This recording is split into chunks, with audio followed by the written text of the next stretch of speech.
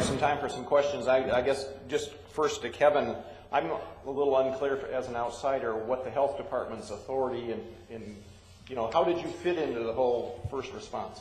Well, generally our emergency response person is the health department representative on site, and as far as we're concerned, our priority is primarily health and environmental issues. We look at the person who's the emergency response person there works with the incident command to provide expertise on things like environmental issues, environmental regulation, possible health effects, things such as that.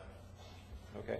And I think the other question we heard a little bit earlier, and I've heard it in other days, was how soon did they start actually doing air monitoring in the area? And, you know, was there any talk within your department about the need for evacuations and those types of things? Okay, I was not there on the initial one, so I don't know exactly when that decision was taken, so I can't speak to that. I believe the fire department was there with their 4 gas meters doing immediate evaluation. We monitored the air from the beginning. Of course, our equipment, photo ionization detectors, do not specifically measure benzene, which is what crude is off-gassing. So we had to wait for specific tools from Chevron to get an accurate reading on the benzene amounts.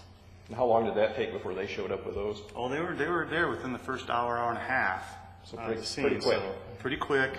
The initial evacuation determination was a voluntary evacuation, and that went out as a wide area notification, and ultimately house-to-house evacuation information was provided, but obviously that's not provided by the fire department, so apparently from what I hear that didn't go very well. Right. Do you have a reverse 911 here? That's basically a wide area notification, Okay. but it has flaws. All right. Other questions over here? Christian, when the decision was made to bring in BP's heavy equipment, what information do you have? Obviously, you can't call Blue Stakes or 811. So, there's buried high voltage lines there, there's buried pipeline, obviously. What information did you have when you started digging the trench? We didn't, and it's a valid question because the crews on scene had those same concerns. That's why the pools were relatively shallow, no further than 2 feet, because we assumed that they're probably not going to find anything up there that's any closer than 4 or 5 feet, and that was the case. And that's why the expanse was so long. Very shallow pools, very long pools. Back here? The comments for Carl and Kevin. I noticed on Carl's slide it mentioned the aviary as well as Hogle Zoo, and I just like him to comment on how they engage those organizations in helping with the wildlife. I wasn't specifically in charge of the bird cleanup, so to speak, but I do know that there were representatives from the aviary there at Unified Command offering their assistance. And at some point, that detail was assigned out from the command post, and there was a collaborative effort between Hogle Zoo and the aviary. Back there? Are you familiar with some of the readings you were getting out of the air sampling for benzene and the tooling parts per million? Do you recall those readings? I do not have those readings with me, the initial readings. There's going to be some people here this afternoon talking about the health assessment, and I know a lot of that was dealt with in the health assessment, so maybe they'll have that. Anything else?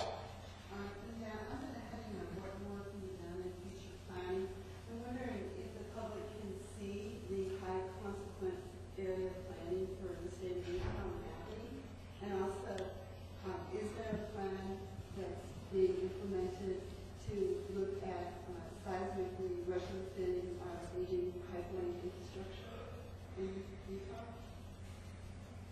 I don't know who to direct the question to, but it seemed like this was the heading to ask the question.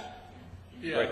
and I'll address the seismic part of it to a certain extent. I can't tell you what all of the companies do because I don't know their engineering standards, but I can certainly get that question to my members and get that information back to you. So why don't you connect and make sure you trade emails or Absolutely. or something. I'll And we give heard you about it a little contact bit yesterday information with a on couple that. companies what a couple of the companies were doing. Yeah. As far as high consequence areas, do you want to My understanding is that information is not available to the general public at this point, although it may be soon.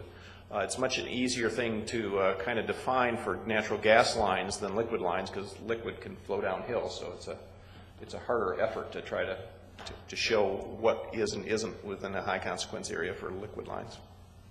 It's in the reauthorization just for gas. Back here. In the final analysis, was the fence pole buried too deep, or was the pipeline too shallow, or, you know, what was the failure that kind of caused the fence pole and pipeline to come together? Was that a failure of the Utah Department of Life, putting the fence pole in without a blue stake, or was the pipeline buried shallower than 36 inches? And I can't speak to that. Yeah, I don't know. David, maybe you can. Yeah, the pipeline was there first, and then when they put the fence post in, right, when that utility went underground at those potheads, those cable potheads, it was within 12 inches of the pipeline, which is against that code.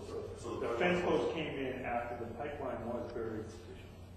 But was it deeper than 36 inches? I guess it sounded like a pretty deep fence post. Well, remember, this pipeline was built in the 1950s, so we did not have the pipeline safety regulations back then. So they were grandfathered, but they were deeper than 36 inches. They still met the code, but they are grandfathered, but they were deeper than 36 inches. It was a pipe, it was the fence post with a code approximation to that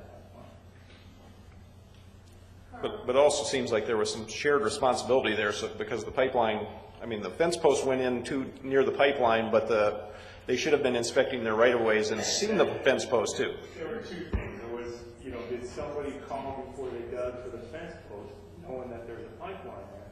And then also, was the pipeline company monitoring their right-of-way to know that, hey, there's construction going on your right-of-way, you better talk to those people.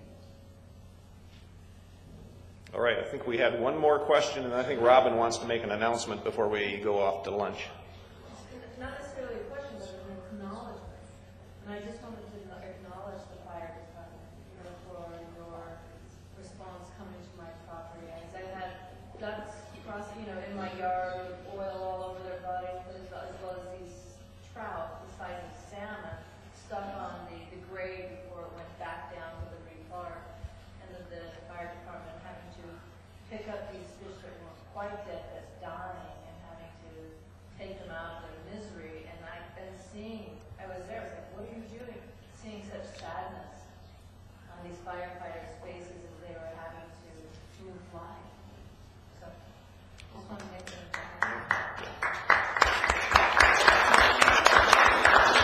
And that's another thing we see all over. I mean, in Bellingham, there was a couple of the emergency responders that had to transport the children that had burns over their 90% of their body.